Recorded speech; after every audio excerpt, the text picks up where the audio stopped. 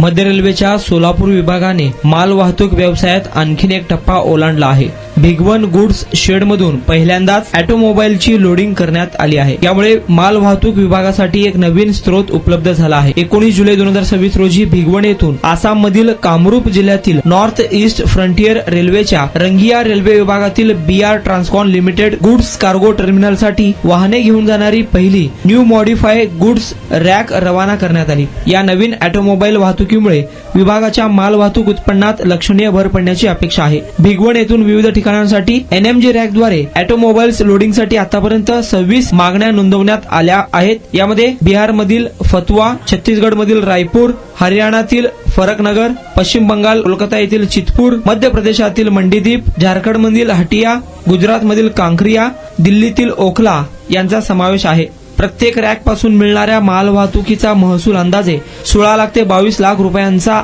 आहे।